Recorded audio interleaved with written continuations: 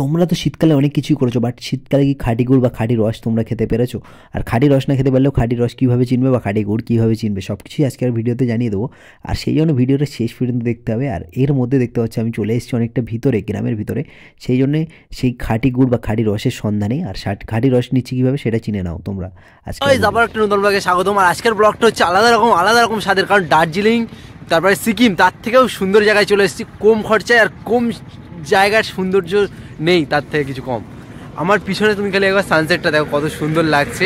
আর আমি আধা ঘন্টা বাইক চালিয়েছি বাড়ি থেকে, তারপরে এই জায়গায় আসতে পেরেছি। তারপরে খেজুর রস খাবো, আরও কত কী করবো সব কিছু তোমাদেরকে দেখাবো। দেখো পিছনের ভিউটা, আর অনেক সুন্দর জায়গা।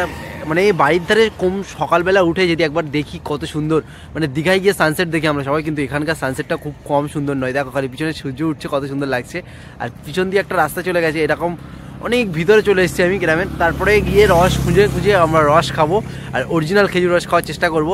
তোমাদেরকে দেখাবো কী করে তোমরা আসবে, সব কিছুই জানিয়ে দেবো আজকের ব্লগ। আর ব্লগটা শেষ পর্যন্ত দেখো আর এনজয় নিতে থাকো। সেই জন্য খুব ভোরে ভোরে বেরিয়েছিলাম, বাট কিছু খেয়ে বেড়া হয়নি, সেজন্য চায়ের দোকান থেকে দাঁড়িয়ে গেলাম আর চা খাবো একটু। দেখি সকাল সকাল বাইক নিয়ে আস্তে আস্তে রাস্তার মাঝখানে কষ্ট হয়ে গেছে, তো একটু চা খেয়ে নিচ্ছি, তারপরে রস খাবো।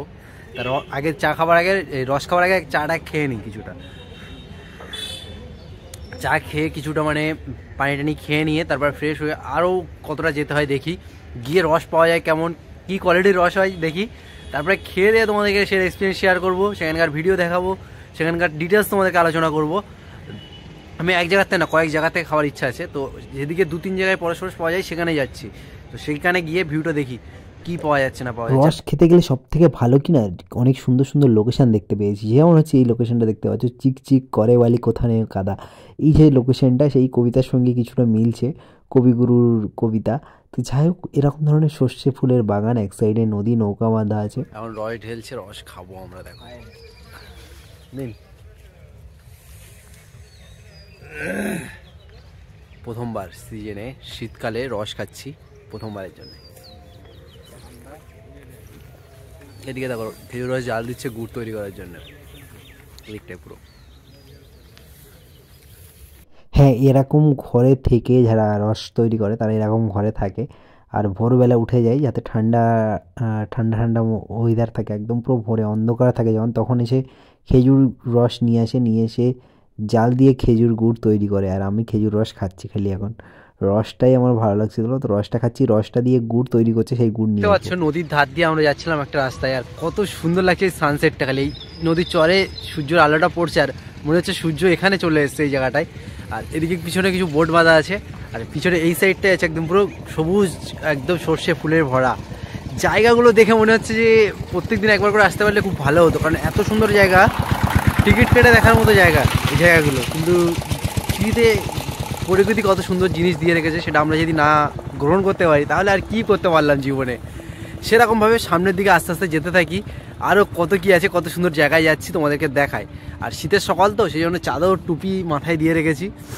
আর এমনি আমার শরীরে একটু অসুস্থ কিছুদিন ধরে ছিল, তো সেই জন্য আরও বিশেষ করে এটা করা। এটা একবার দেখো ভালো লক্ষ্য করে, কতটা ছোট বাড়ি আছে একটা, মানে ছোট্ট বাড়ি বলতে টালির ঘর, কতটা ছোট। আর এই পাশেই আছে নৌকা, সাথে নদী। মানে এই ঘরে যে থাকে তার এক্সপিরিয়েন্স মানে এক্সট্রিম লেভেলের এক্সপিরিয়েন্স। বা কোনো ঝড় বৃষ্টি হলে তার কতটা কষ্ট হয় সেটাও দেখো, বাট পাশের ভিউটা দেখো, খালি অসাধারণ একটা ভিউ আসছে। এখানে আর একটা খেজুর রসের দোকান পেয়ে গেছি, তো সেখানে এসে দাঁড়িয়ে রস খাচ্ছি। দেখো রস দিচ্ছে ওখানে,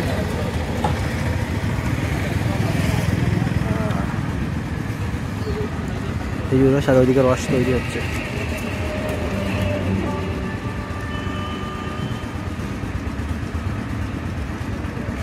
কি কড়া নাকি মেরাজ? না ঠিক আছে, এটা ঠিক আছে। খেজুর রস হচ্ছে এই যে, আর এদিকে হচ্ছে তোমার গুড় তৈরি হচ্ছে। এই যে এই চুলোটা এখনো জ্বলিনি, বাট গুড় তৈরি হচ্ছে, আর আমি রস খাচ্ছি।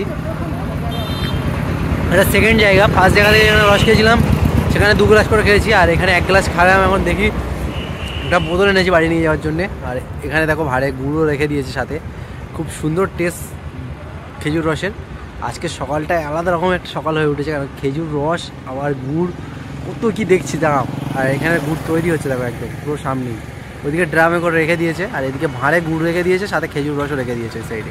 এক্সপিরিয়েন্স মানে নিতে চাইছো, যারা আসতে চাইছো এই জায়গাটায়, এই লোকেশনে, আমি আজকে এসেছিলাম মানে হালুয়া নপাড়া সাইডটাতে এসেছিলাম মেনলি রস খেতে। নপাড়ার ওই রাস্তাতে গেছিলাম, গিয়ে রস খেয়ে এসেছি।